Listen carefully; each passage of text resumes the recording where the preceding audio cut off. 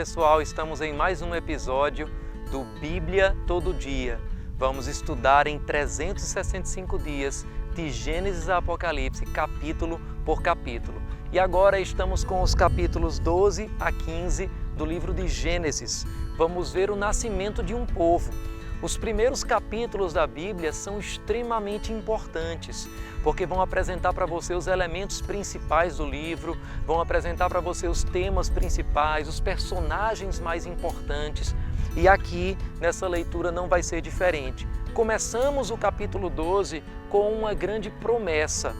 Deus fala com Abrão, que posteriormente se chamaria Abraão, ou pai de nações, e vamos ver ao longo do Antigo Testamento e até do Novo, muitas vezes ocasiões onde o nome de pessoa seria mudado, para que de uma forma profética pudesse ser anunciado algo, algum propósito que iria ser realizado através daquela pessoa. A promessa de Deus para Abraão é: sai da tua terra e da tua parentela, para uma terra que eu ainda te mostrarei. Abençoarei os que te abençoarem, amaldiçoarei os que te amaldiçoarem, e em ti serão benditas todas as famílias da terra. Esse momento é fundamental, porque aqui nós estamos vendo o princípio, o nascimento do povo hebreu, do povo que hoje conhecemos como judeu, do povo que futuramente seria o povo de Israel.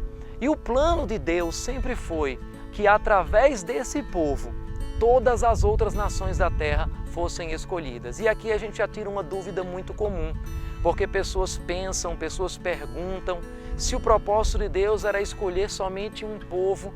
Por que Deus, por exemplo, não escolheu a civilização hindu, ou a civilização chinesa, ou alguma civilização africana ou americana para ser o protagonista desse avivamento, do plano de Deus para a redenção da humanidade? A resposta é simples. A Bíblia diz que Deus viu em um homem, esse homem era Abraão, o que nós chamamos de fé. Abraão é o nosso pai da fé, e por causa da fé que ele encontrou em Abraão, a Bíblia diz que isso foi creditado a ele como justiça, e ele foi escolhido, não para ser uma nação exclusiva apenas, porque o propósito de Deus não era apenas abençoar o povo hebreu. O propósito de Deus era, através do povo hebreu, anunciar salvação e trazer a bênção para todas as famílias da terra. O propósito está claro aqui no capítulo 12 de Gênesis, que inclusive marca uma nova dispensação, que conhecemos como a dispensação da promessa. Ele iria crer nessa promessa, e essa promessa seria bênção, como é de fato hoje, para as nações. Mas com toda a promessa de Deus, um desafio se coloca à frente também. E não foi diferente com o nosso pai na fé. Abraão já tinha cerca de 75 anos quando ouviu essa promessa. Sua esposa Sarai não tinha nenhum filho, era considerada estéril. Eles precisavam abandonar os seus conhecidos, a sua família, o seu lugar de conveniência, para ir para uma terra que vamos ver depois ser a terra de Canaã, mas que naquele tempo era uma terra que Deus ainda ia mostrar. Você teria coragem de sair do lugar de conforto, do lugar que você conhece, para um lugar que Deus ainda iria te mostrar? Essa foi a obediência de Abraão, e isso trouxe frutos para a vida dele. Nós vamos continuar a leitura vendo a ousadia dele em seguir em frente, mas vemos também a sua fraqueza, quando em momentos de fome, em momentos de necessidade, ele voltou para o Egito. E uma coisa interessante nas histórias da Bíblia é que a Bíblia nunca vai esconder as falhas dos seus heróis. Vai mostrar homens comuns como eu e você, que um dia ousaram crer em Deus e experimentaram o impossível. No capítulo 14, depois de um resgate do seu sobrinho Ló, numa história também muito interessante, nós vemos a apresentação de um outro personagem importante chamado Melquisedeque.